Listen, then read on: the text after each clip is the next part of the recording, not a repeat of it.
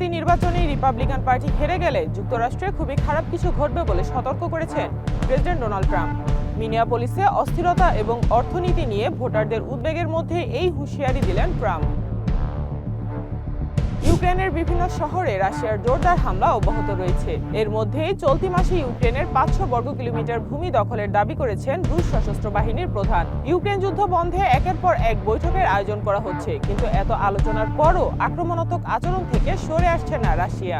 Iran যুক্তরাষ্ট্রের সাথে কোনো ধরনের আলোচনার অনুরোধ করেনি বলে জানিয়েছেন দেশটির পররাষ্ট্রমন্ত্রী আব্বাস আরাকচি। বুধবার দেশটির রাষ্ট্রীয় গণমাধ্যমে প্রকাশিত এক প্রতিবেদনে তিনি এই কথা জানান।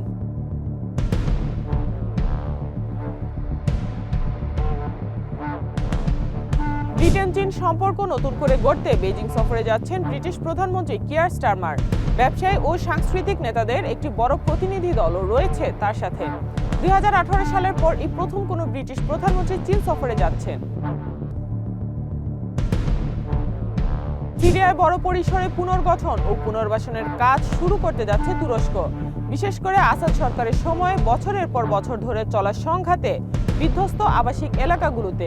এক ভাষণে একথা জানান তুরস্কের প্রেসিডেন্ট রজব তাইপ এরদোগান। কিউবার পাশে থাকার প্রতিশ্রুতি দিয়েছেন মেক্সিকোর প্রেসিডেন্ট ক্লদিয়া শেইনবাউম। মেক্সিকো সরকার হাভানায় তেলের চালান বন্ধ করে দিয়েছে এমন খবরের প্রতিক্রিয়ায় তিনি এই প্রতিশ্রুতি দেন। কিউবায় তেল সরবরাহকারী দেশগুলোর মধ্যে শীর্ষে রয়েছে মেক্সিকো।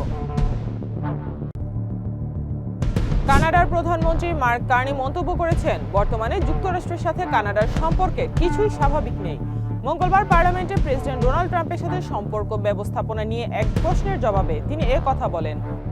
জাপান সাগরের দিকে একাধিক ব্যালিস্টিক ক্ষেপণাস্ত্র নিক্ষেপ করেছে উত্তর কোরিয়া। মঙ্গলবার স্থানীয় সময় বিকেলে স্বল্প পালার ক্ষেপণাস্ত্রগুলো নিক্ষেপ করা হয় বলে জানিয়েছে দক্ষিণ কোরিয়া ও জাপান।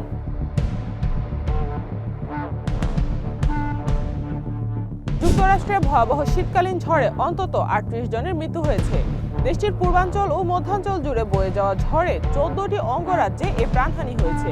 স্থানীয় কর্মকর্তাদের বরাতে এ তথ্য জানিয়েছে বার্তা সংস্থা রয়টার্স। ঘুষ গ্রহণের মামলায় দক্ষিণ কোরিয়ার সাবেক ফার্স্ট লেডি কিম কন হিকে 1 বছর 8 মাসের কারাদণ্ড দিয়েছেন দেশটির একটি আদালত। দেশটির রাষ্ট্রীয় বার্তা সংস্থা ইউনহ্যাপ জানিয়েছে, বুধবার সিউল সেন্ট্রাল ডিস্ট্রিক্ট কোর্ট এই রায় ঘোষণা করেন।